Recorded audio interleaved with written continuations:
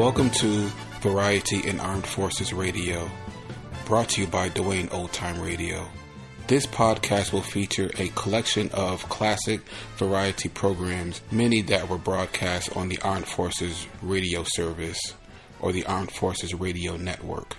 If you enjoyed this podcast, I ask you to please subscribe to my channel so you can receive notifications of new posts. New episodes are posted weekly. Barry Moore speaking. Hello, Junior. This is Jimmy. Jimmy Durante, where are you? I'm at a drugstore. And boy, is there a beautiful girl in charge of the magazine. Well, what about it? Is it all right if I take a few liberties?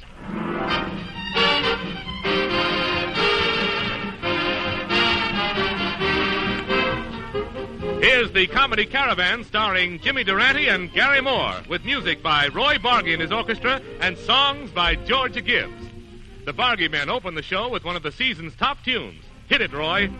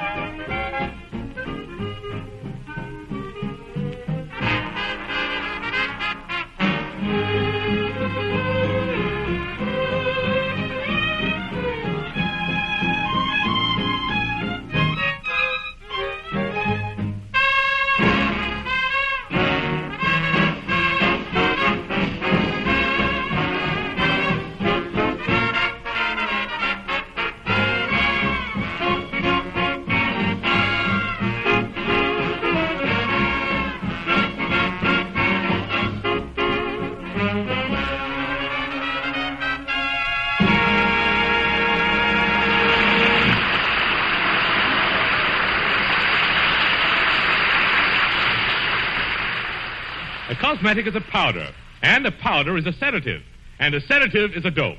And here he is, that little cosmetic, Garry Moore. No.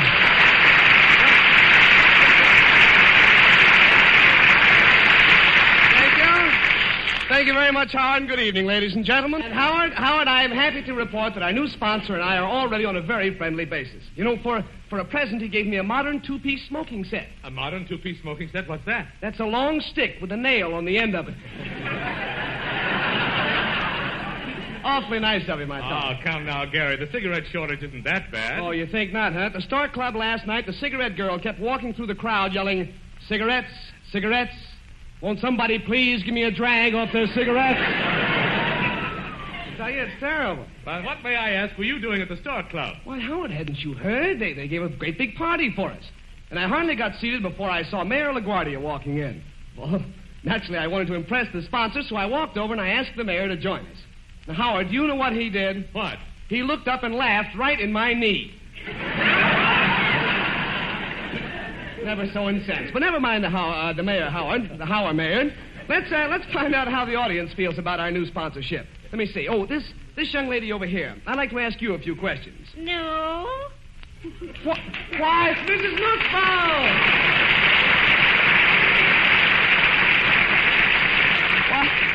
Why, indeed, it's Mrs. Nussbaum. You mistook me maybe for Lauren Bacall. Mrs. Nussbaum, I'm delighted to see you. Are you a fan of our program? Mr. Moore, I never miss it. Oh, you don't? No, I never hear it, so I never miss it.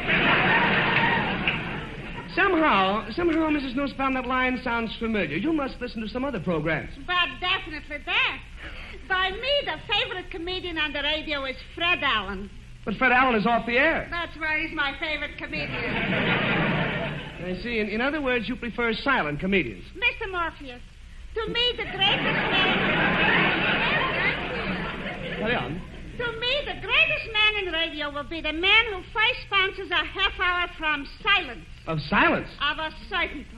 Just imagine, the announcer says, Needlemeyer's Noiseless Noodle Soup presents a half hour of silence, starring Gene Krupa in a drum solo. Gene Krupa, but wouldn't that be terribly noisy? Not according to my plan. This drum solo he plays by beating on a damp sponge with a feather. Mrs. Nussbaum, I'm afraid you have something there. Meanwhile, couldn't you possibly say something nice about our program? Precisely why I am in the vicinity. Good. I have written tonight a poem dedicated to you. Well, isn't that nauseating? How does it go? Like this. Roses are red, violets are blue, Fred Allen's off the air. How about you, no? And with this encouraging message, I suggest we turn to one and only Jimmy Durante in person.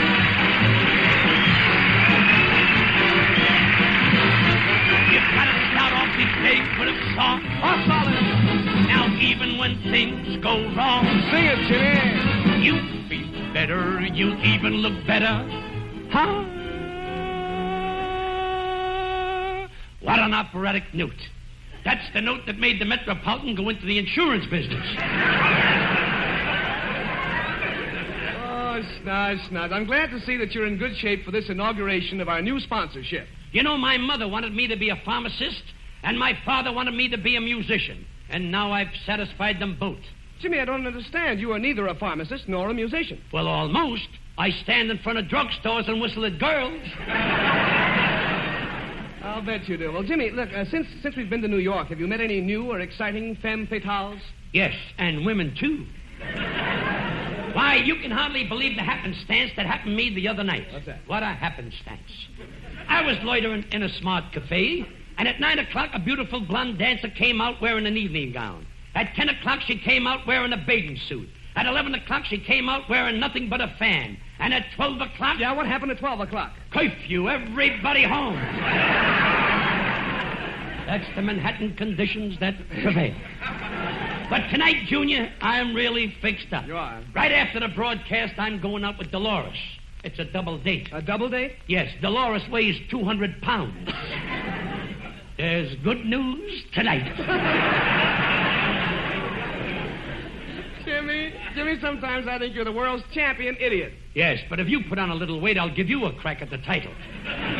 Howsoever, that is neither one meat nor Lucille Ball. I was sitting in my living room last night, wearing my diver's suit. You see, I have a sunken living room. When who should arrive from Washington? My own personal pigeon. Carrier pigeon? No, thanks, I'll carry my own. And who do you think the note was from, Junior? Who's that? It was from the head of the Library of Congress in Washington. It says, Durante, the Library of Congress has statues of every important American, and we want a statue of you. Well, that's marvelous to me. What artist did you get to do the statue? Well, you know, I know quite a few, but I didn't know what artist to select. So I wrote the names of 8 or 9 of them on slips of papers and dropped them into my hat. Then I reached in and pulled out one of the slips. Oh, good. Who did you pick out? Some guy by the name of 6 7/8.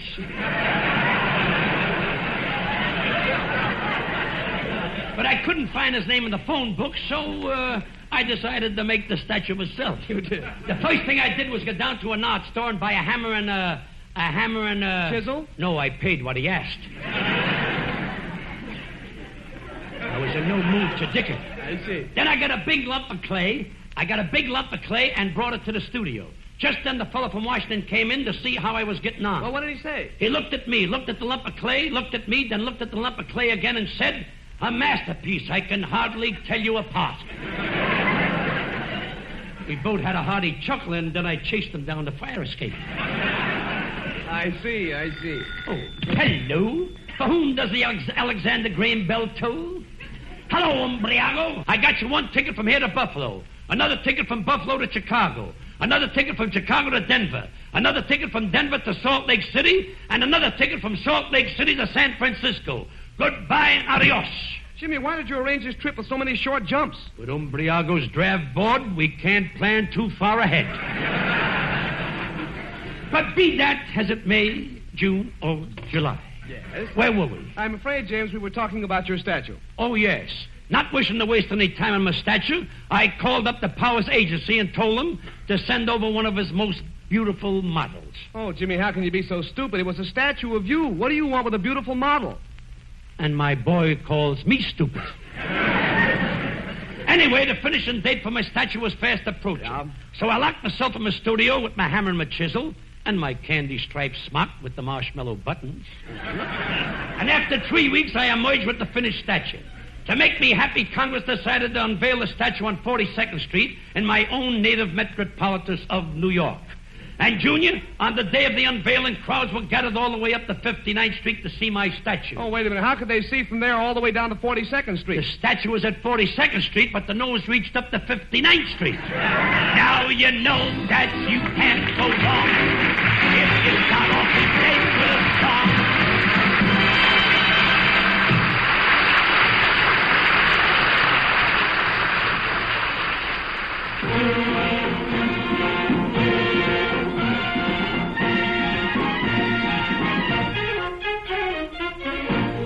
Roy Bargy in the orchestra now in a Roy Bargy arrangement of El Relicario.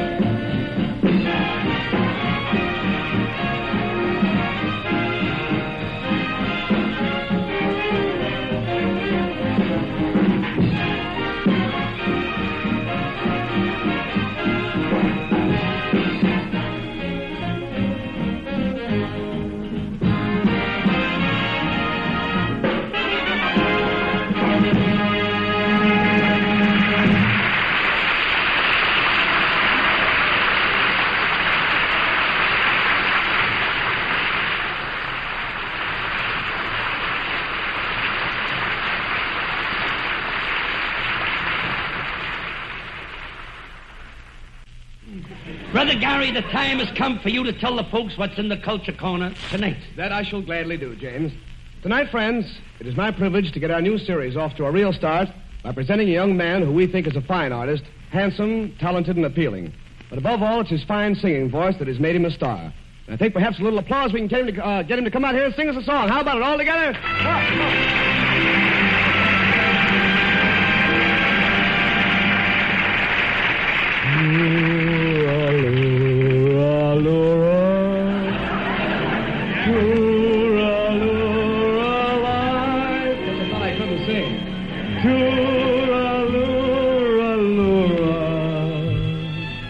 Hush now, don't you cry. I loved you passionately, Beulah Bang Bustle. And I shall never forget the day we met. I was vacuuming the rug in my bachelor quarters, and I pushed the vacuum under the Davenport when I heard a grinding noise and the motor began to strain. I opened the bag to clean it out, and there you were, my sweet. Yes, there you were, and you lay there, darling, blinking happily up at me through the dust and lint. And when I took you in my arms, oh, what a fuzz you made over me. And I looked down at you. I looked down at you, darling, so alluring you were, so absolutely tempting, with that damp cigarette butt dangling from your left ear. And behind your left ear, darling, was your right ear. How about so youthful you looked, so eager and youthful, with your hair falling down over your shoulders, and your shoulders falling down over your hips, and your hips. Oh, but I could go on like this forever. But I knew, my angel, I knew that this was it. We were fated to be wed.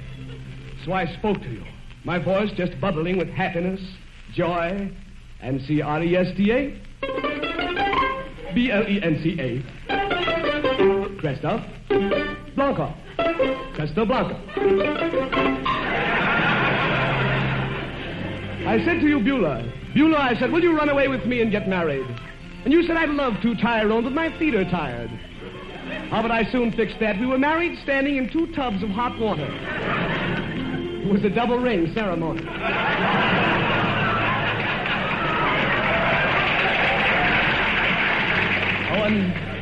And we were so happy, darling. We were so happy. My friends didn't like you at first. They said you were mean, just because you like to go around pushing old ladies into buzzsaws. But I remember the fun we had, putting the pieces together to see if it was anyone we knew. Yes, we could have been happy, my darling, but then it happened. We were canoeing our way down a placid stream as gentle and calm as a twilight caress. We should have noticed, of course, that the current was growing more swift, and above all, we should have noticed that threatening rumble as though of distant thunder. And suddenly I realized, around the bend of the stream, a waterfall 900 feet high. In 3 seconds, we were being swept along at a breathtaking speed. Paddle, Beulah, I shouted. Paddle, darling, we'll be smashed to bits on the rocks below. No, Beulah, this can't be.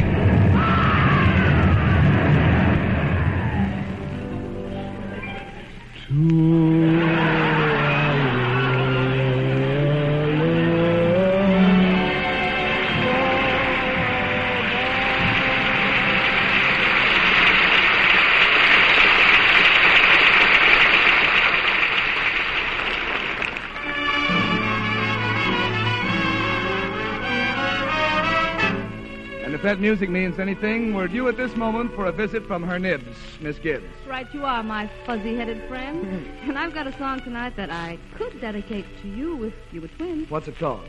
More and More. Oh, no. If it won't hurt your feelings, I might say it's a little bit prettier than you. Her nibs, Miss Gibbs. More and more, this heart of mine confesses. More and more I'm caught in your caresses, warmed by the breath of your sigh,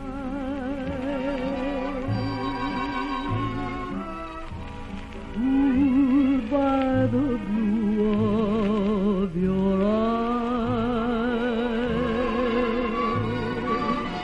More and more I find it more than thrilling to share this dream that needed fulfilling. More and more I'm less and less unwilling to give up wanting more and more of you.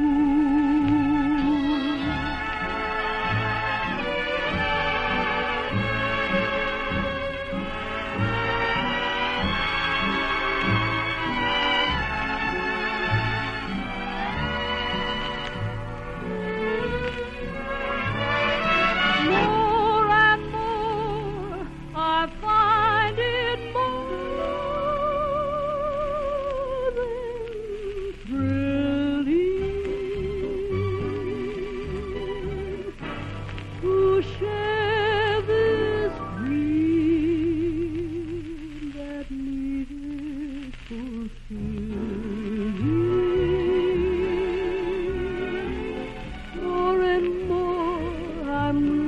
unless I'm willing to give up wanting more and more.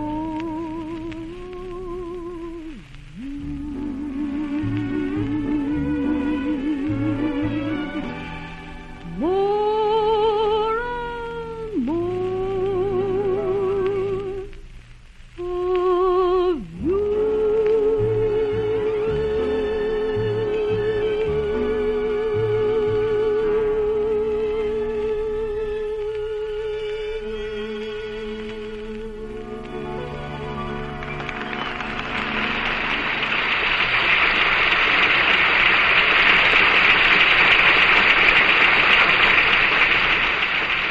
The Drama of Life on the Waterfront. End title. The ferry boat captain's daughter, or she didn't want the fog to lift because she knew her slip would be showing.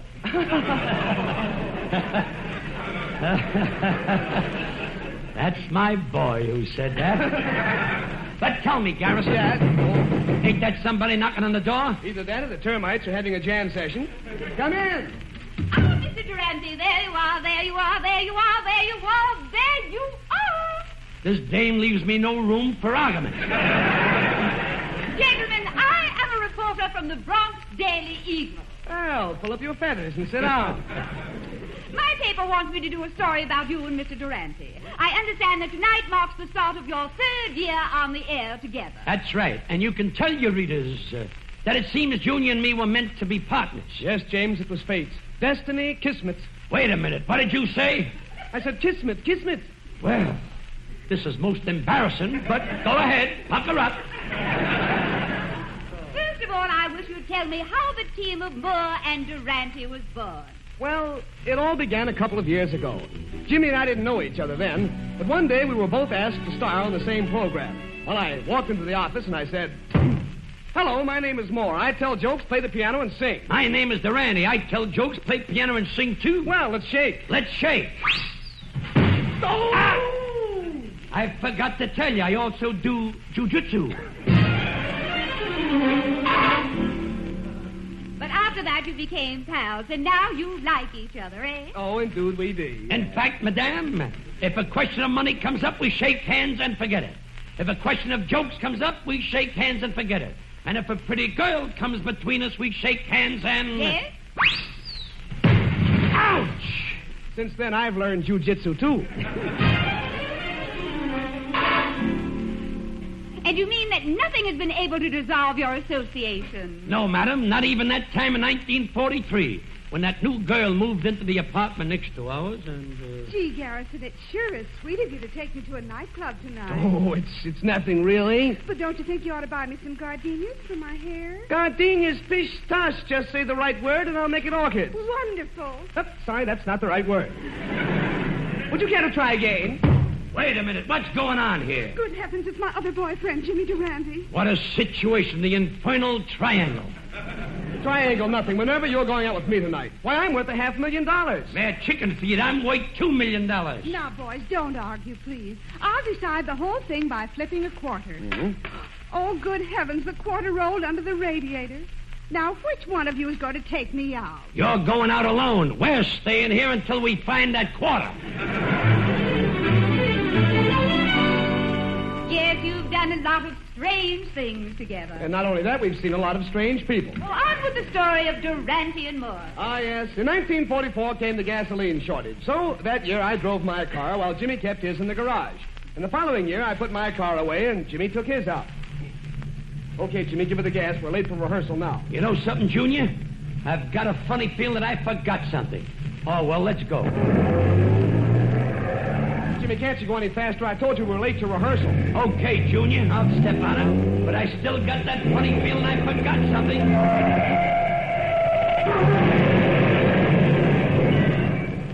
Now I remember. I forgot how to drive.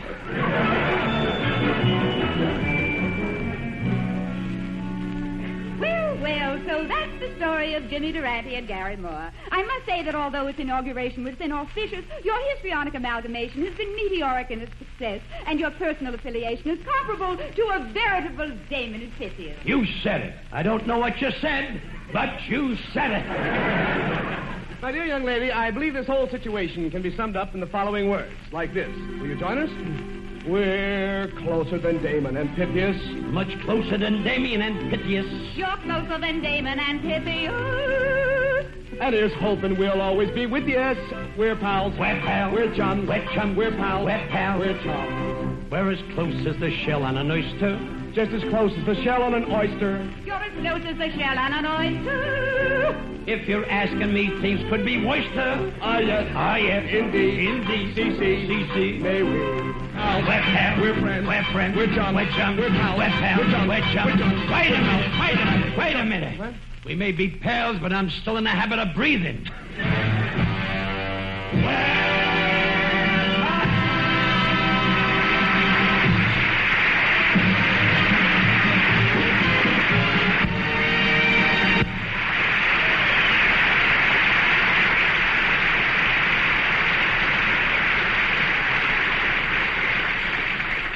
Jimmy and Garry will be back in a moment.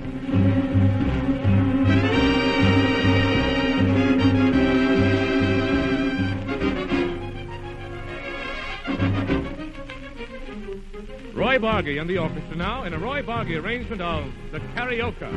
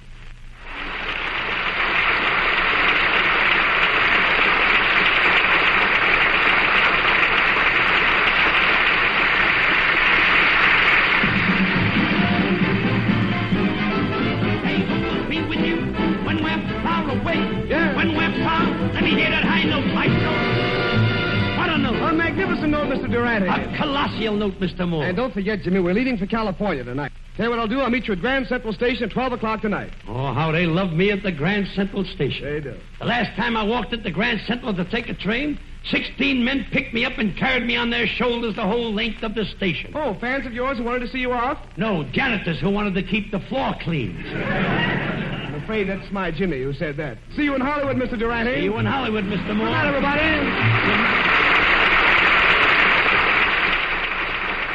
Listen to the Comedy Caravan next week when once again we'll bring you the music of Roy Bargy and his orchestra, songs by Georgia Gibbs, and laughs by Jimmy Durante and Garry Moore. In person. This is Howard Petrie saying, we'll see you there.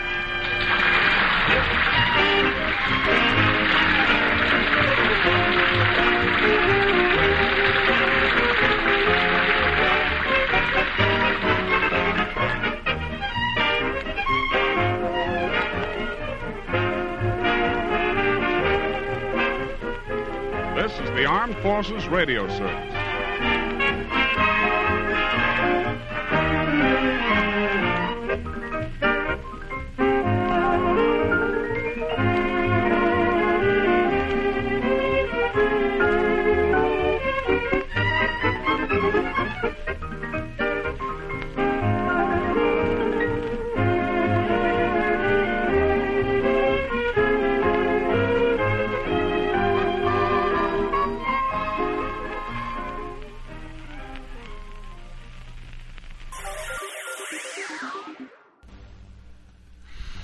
Thank you for listening. If you enjoy what I'm doing, I ask you to please subscribe to my channel or channels. You can also go to my website where you can listen to all of my podcasts for free. You can also download them for free. And there is donation information on the website if you feel like you would like to show some support for what I'm doing. You can email me. The website is otr.duane.media. And my email is info@otr.duane.media. And my Instagram is duane.otr. Well, hope you enjoyed. And until next time, stay safe. Wish you well. Peace.